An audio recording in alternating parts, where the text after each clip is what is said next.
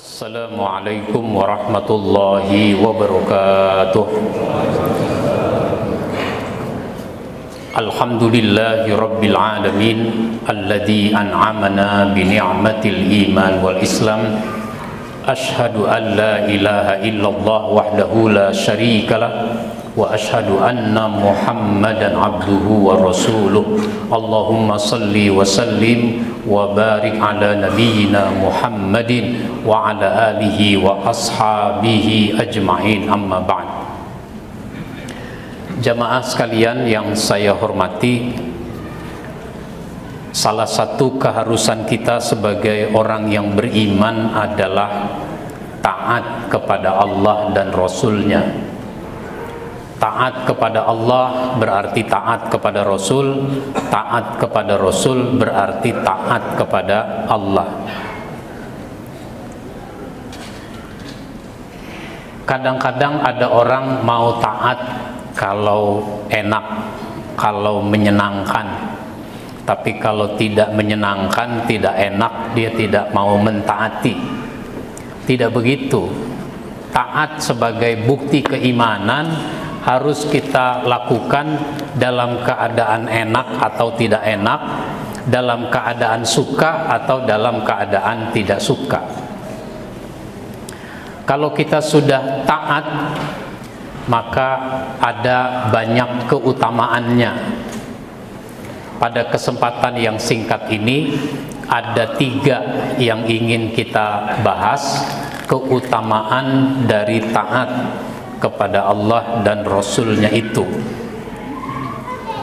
Yang pertama, orang kalau taat dia akan memperoleh petunjuk dari Allah Subhanahu wa ta'ala.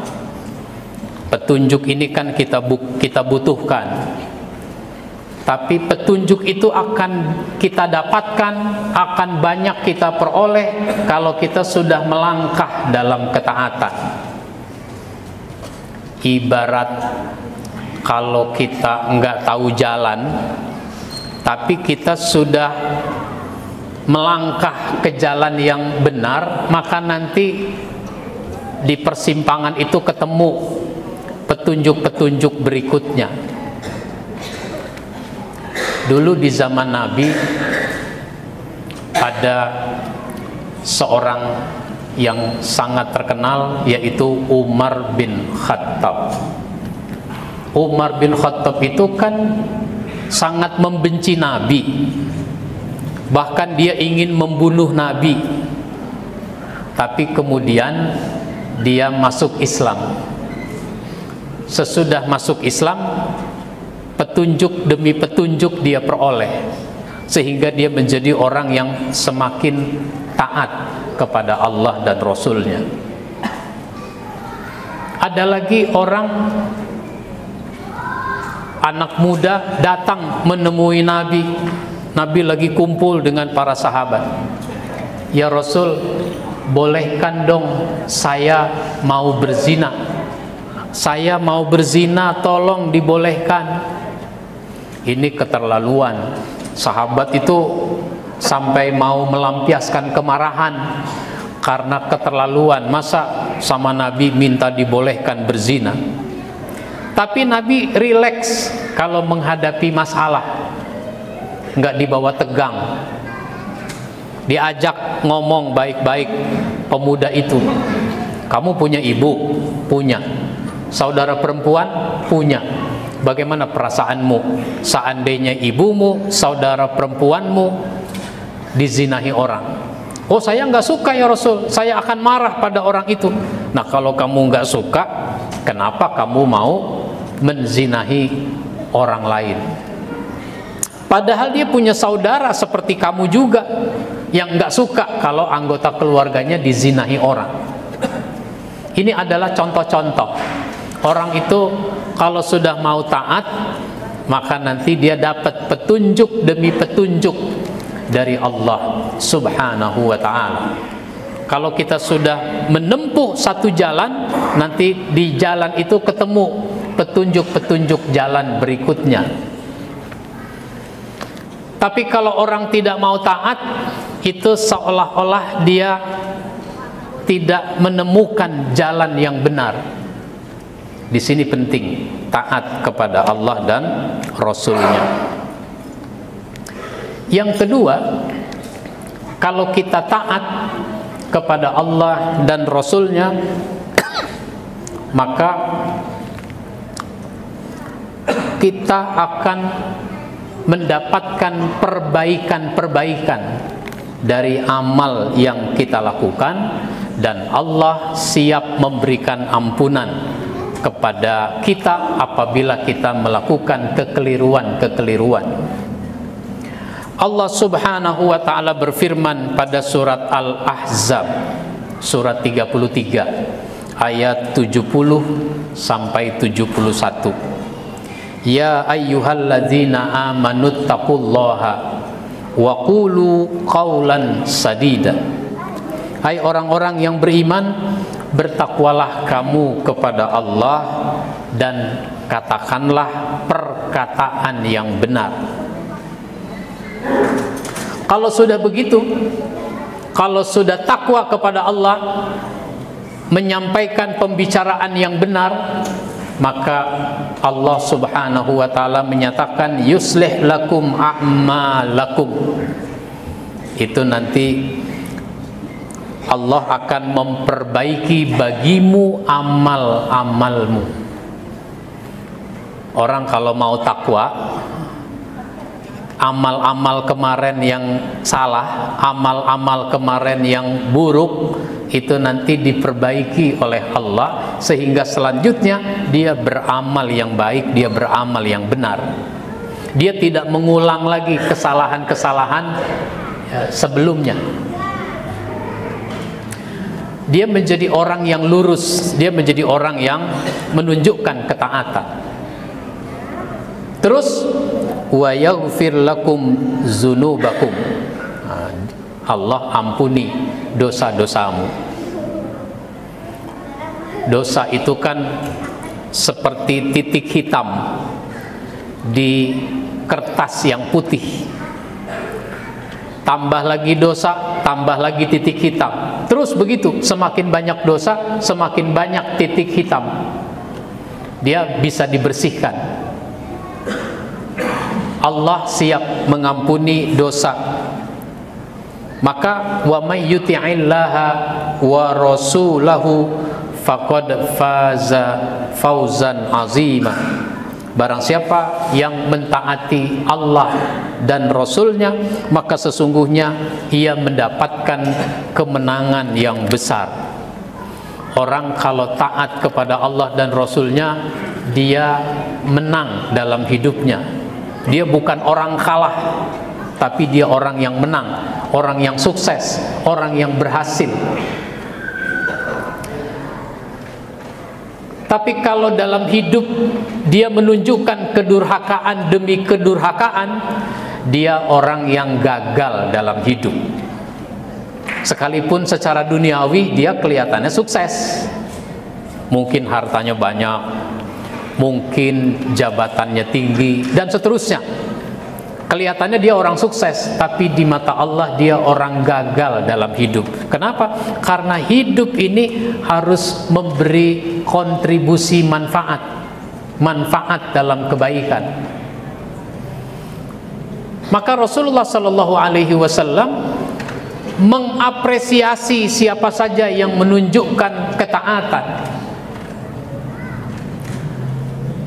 Dulu di zaman Nabi itu kalau pergi ke masjid mesti melihat di masjid itu seorang wanita namanya Mahjanah.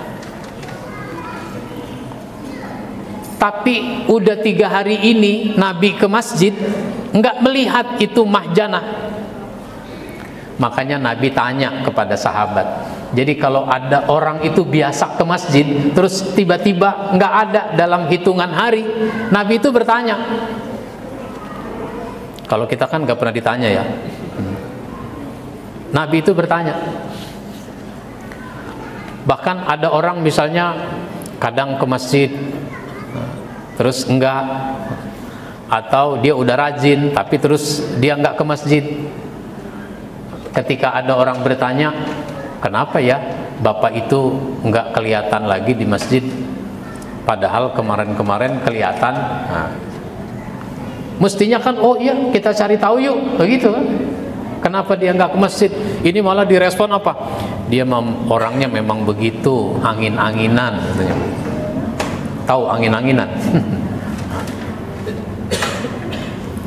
Jangan begitu. Angin-anginan itu namanya tidak istiqomah.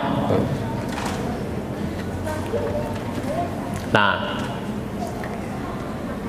ketika ditanya begitu, sahabat menjawab, ya Rasul, dia kan sudah wafat 3 malam yang lalu. Tentu saja Nabi mengucapkan innalillahi. Lalu Nabi bertanya dengan penuh heran, bahkan agak marah, kenapa orang meninggal saya nggak dikasih tahu?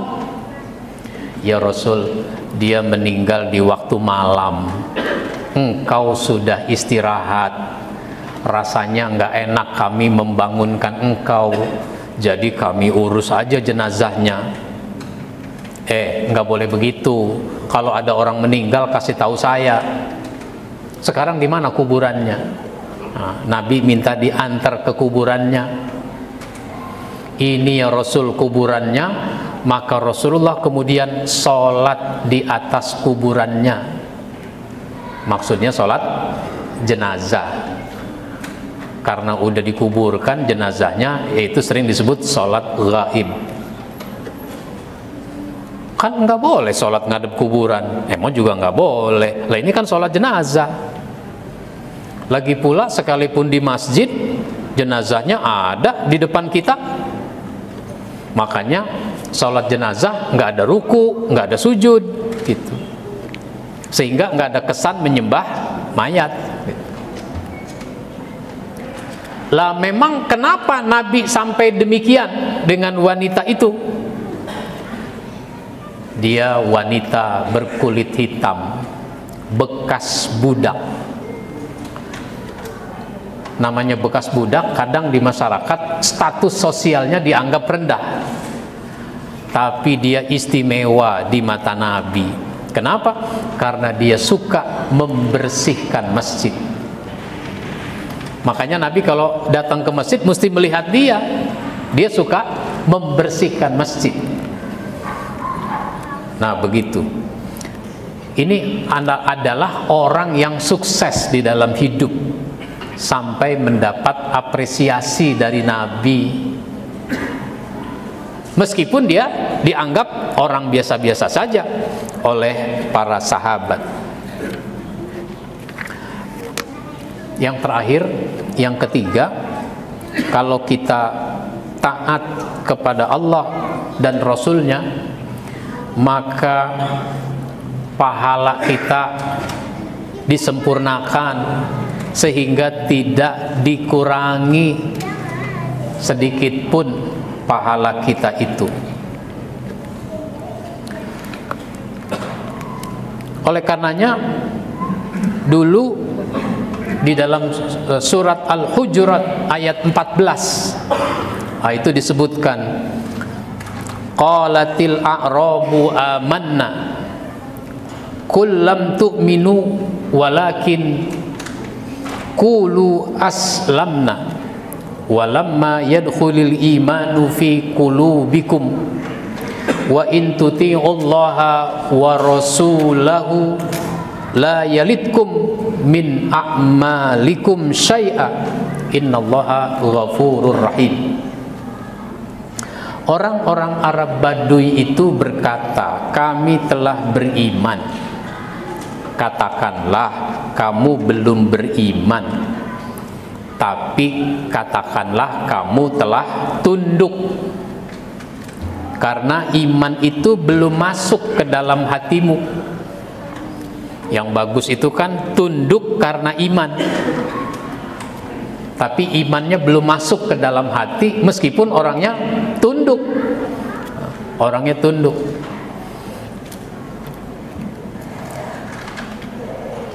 Dan jika kamu taat kepada Allah dan Rasulnya, dia tidak mengurangi sedikit pun pahala amalmu. Kalau orang taat kepada Allah dan Rasul, pahala nggak dikurangi.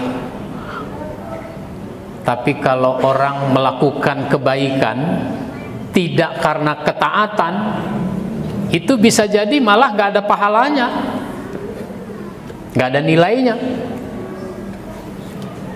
Orang munafik ikut sholat nggak di masjid? Orang munafik ikut sholat di masjid. Karena dulu kalau orang udah ngaku beriman tapi nggak kelihatan di masjid, itu dipertanyakan. Lah ini orang udah ngaku beriman kok nggak ke masjid? Akhirnya apa? Dia ke masjid juga. Dia ke masjid juga, dia sholat. Maksudnya sih pengen menipu Allah. Kalau menipu Allah berarti menipu Nabi. Kalau menipu Nabi berarti menipu kaum muslimin. Nah, dia sholat ke masjid berjamaah. Maka Allah kasih tahu kepada Nabi, innal munafiqina yukhadi'una Allaha wa huwa khadi'uhum. Sesungguhnya orang munafik bermaksud menipu Allah, padahal Allah yang menipu mereka. Wa iza qamu ila sholati qamu kusala. Apabila dia berdiri untuk sholat, dia berdiri dengan perasaan yang malas. Orang munafik itu datang ke masjid, ikut sholat, berdiri, cuma berdirinya dengan perasaan yang malas. Emang dia nggak sholat? Dia nggak sholat, apalagi berjamaah. Oh, itu males luar biasa. Terus memang kenapa dia sholat juga di masjid? Yura'unan nas, karena dia bermaksud riya kepada manusia. Kalau orang melakukan kebaikan terus riya mengharap pujian orang, ada nilainya nggak? Apapun, sebaik apapun kebaikan, kalau riya itu tidak ada nilainya di hadapan Allah. Tapi kalau orang melakukan karena iman, nah, itu nanti ada nilainya, bahkan nggak dikurangi sedikit pun, bahkan nilainya diperbanyak. Makanya amal-amal itu nanti di hari kiamat dihitung terus ditimbang. Kalau dihitung itu berarti amal itu ada hitungan-hitungannya. Kalau sholat sendiri hitungannya 1, kalau sholat berjamaah hitungannya 27. Nah, ada hitungan-hitungannya. Baca Quran 1 huruf 10 kebaikan. Alif lam mim 3 huruf 30 kebaikan. Itu namanya keutamaan. Ada lagi amal itu ditimbang. Meskipun 1 tapi timbangannya berat. Misalnya apa? Sholat jenazah. Wow. Siapa yang sholat jenazah, pahalanya 1 qirot, kata Nabi. Habis sholat jenazah, nganter jenazah ke kuburan, mau dimakamkan, dapat lagi 1 qirot. Padahal nganter ke kuburan, nganter aja, ngikut aja, nggak gotong, nggak.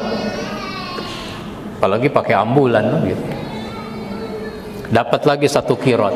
Sehingga sahabat bertanya, apa itu ya Rasul 1 qirot? 1 qirot itu segede gunung Uhud.